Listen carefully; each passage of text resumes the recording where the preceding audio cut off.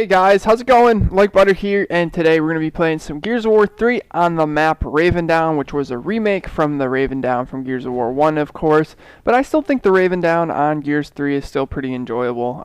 Even with the gameplay of Gears 3, how the Lancer is pretty strong, it's still a really fun map. But anyways, what I want to talk about today is my first Xbox 360 game now. A lot of people think that it was Gears of War 1, and will assume that because that was the first game that I started posting on my YouTube channel, but actually my first game that I ever got on an Xbox 360 and that I fell in love with, I don't think I've ever posted a video on it ever, and that is Rainbow Six Vegas 1. Now it brought up this commentary topic because I was playing Rainbow Six Vegas 1 the last couple of days because it is free on the Xbox 360 dashboard even though I had the game. So if you want to download that, I still believe that it's downloadable. My friend just downloaded it last night, and it brings back those good old memories of Rainbow Six Vegas. And if you haven't played the first Rainbow Six Vegas, back in 2007, it was unheard of to have that much customization for your character. There was a good amount of weapons, and there was one of the first ranking systems that I actually enjoyed. Now, I came from a SOCOM 2 background, so I was more into the ranking system where it depended on how good you did, whether you ranked up or not, right? So you got that type of ranking system, and then you have the type of ranking system that they have, in Call of Duty games and stuff like that, where it doesn't matter how much you play, or excuse me, that's the opposite.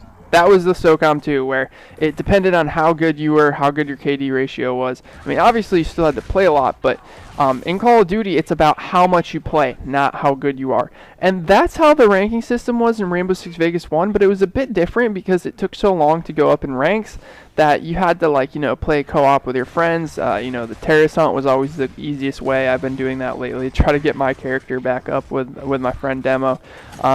Almost got the unlocking the Raging Bull, which is really fun to do terrorist hunt with because it's the the revolver where you can just blast them in one hit, and then the Desert Eagle I will be unlocking soon as well. So the reason that ranking system was fun, even though it was based on experience points and not true skill rating, is because of the fact that you unlocked so many cool things with those points. So it gave you motivation to level up your character because of all of the cool stuff they had. They had tons of different weird colored camos.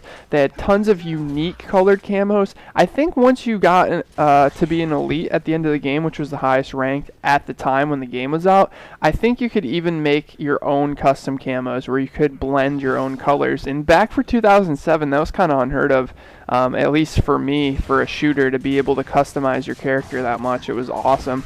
The gameplay was really fun. It had a first-person feel.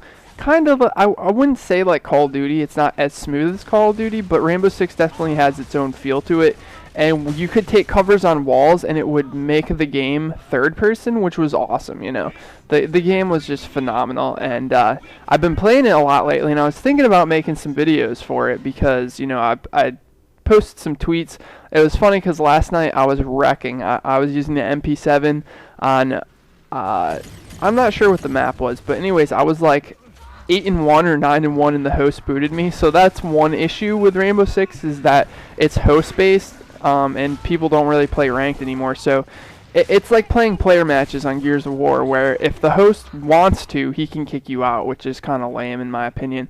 But I kept killing the host over and over again, and he just couldn't take it that I was a lot better than him, because my skill in Rainbow Six never left really, because it's one of those games that I played so much that I just, when I picked the controller back up, it felt like I never left, which is weird for, a couple of years down the line.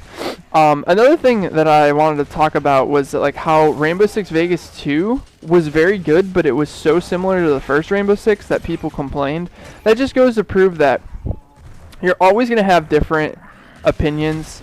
People said, it's too much like the first Rainbow Six, but if they changed it, people would be like, oh, well, it doesn't feel like Rainbow Six anymore. So there's always going to be a complaint when it comes to that. But Rainbow Six Vegas 2 was fun as well, but nothing compares to the original. You know, that's always going to be the game that sits with you, that you have the most memories with.